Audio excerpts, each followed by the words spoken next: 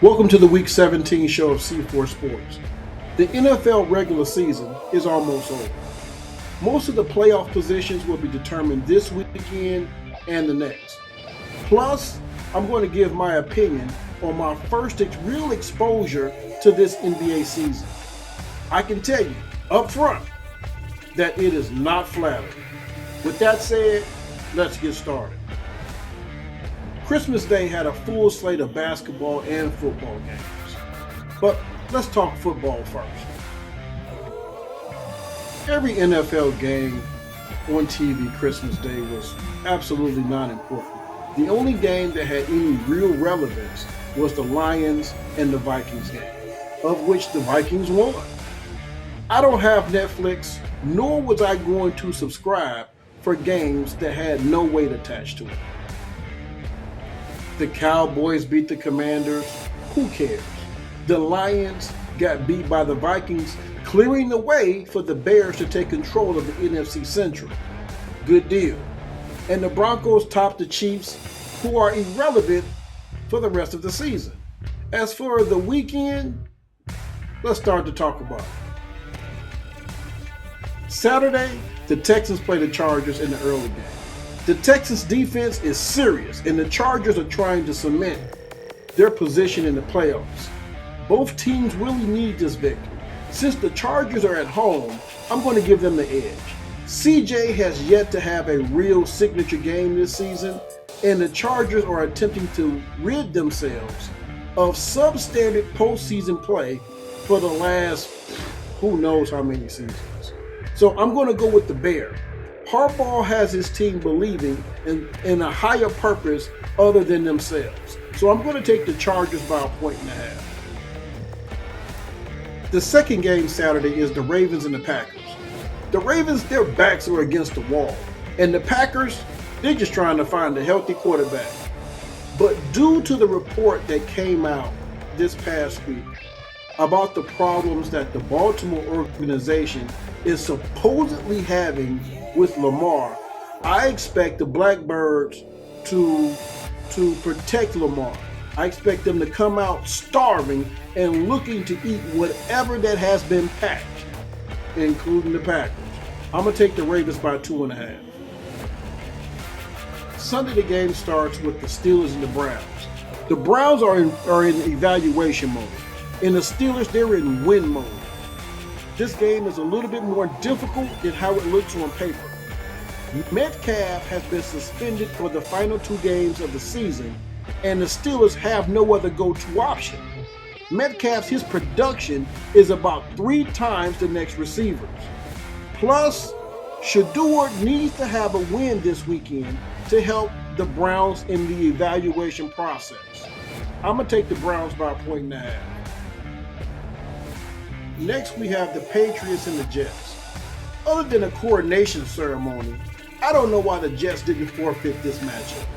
The Jets are one of the worst teams in the league, and the Patriots are one of the best. I don't even expect the Jets to score a touchdown unless it's on defense on a turnover. Patriots by 6.5 points, and that's being respectful. Then we have a bad versus worst matchup between the Saints and the Titans. I believe the Titans are just bad, and I believe the Saints are just plain old worse. But I'm open to being wrong. At any time, they can switch positions.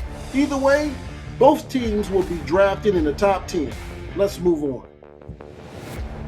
One of the most interesting games early Sunday is going to be the Jags and the Colts. The Jags escaped last time, and the Colts have been trying to get Grandpa Phillip, trying to get him some Viagra to help him try to get in the mood. I mean, it's got to feel bad being over 40 and getting hit by them youngsters. But the Colts defense is the problem. The Colts defense has been playing like crap. And if they play that way this weekend, they don't even belong in the playoffs.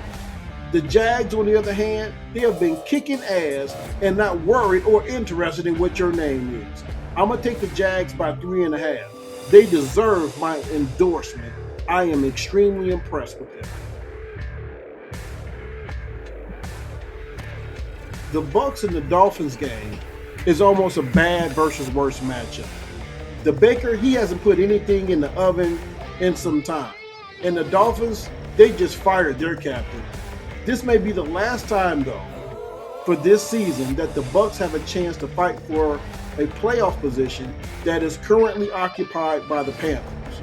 So I'll take the Bucs by 6.5. Next, we have the Seahawks and Panthers game, which could be good, but also could be bad.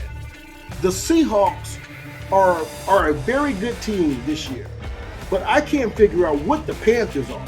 I can't figure out whether they're bad or ugly, but I guess it depends on the week. I'm going to take the Seahawks by 3.5. The Cardinals versus the Bengals and the Giants versus the Raiders. These are a few of the worst games this week. I will not be watching them. I don't think I can stomach it. One of the best games Sunday is going to be the Eagles versus the Bills. The Eagles need a win versus a good team, but the Bills also need a win versus a good team. This should be really, really good. This is going to be a heck of a game, but I think that the Eagles are going to pull this one out. I'm going to go with the Eagles by 2.5. The last game Sunday is the beloved versus the 49ers. This game is for position. Both teams are in, but both teams are looking for a better seat at the table. Somehow, the 49ers have pieced together a winning season through a lot of injuries, but the Bears have done the same. Now the two teams are getting healthy and they're ready to make a run in the playoffs. The Bears need Caleb to have a signature game. I'm talking over 300 yards passing, 3+ touchdowns, and no interceptions. That's right, I'm going with the beloved by 2.5. The last game of the week is the Rams and the Falcons. The Rams are trying to find the thief that stole their wallet, and the Falcons are counting on the Rams being distracted. The Falcons, they're trying to play spoiled, and the Rams, they're looking to get a win.